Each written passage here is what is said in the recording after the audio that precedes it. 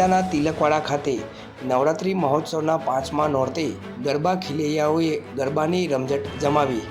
હાલ ચાલી રહેલા ગરબા મહોત્સવ દરમિયાન નર્મદા જિલ્લાના તિલકવાડા નીચલી બજાર વિસ્તારમાં પણ દર વર્ષની પરંપરાને જાળવી રાખી આ વર્ષે પણ ગરબા મહોત્સવનું આયોજન કરવામાં આવ્યું છે। આ ગરબા મહોત્સવ દરમિયાન આજે નવરાત્રિ મહોત્સવના 5મા નોરતે ગરબા ખેલૈયાઓએ ગરબાની રમઝટ જમાવી હતી। નાના બાળકો, યુવાનો, વડીલો અને મહિલાઓ પણ ગરબાના તાલે ઝૂમી મા દુર્ગાની આરાધના કરી ગરબાની ભારે રમઝટ જમાવી હતી।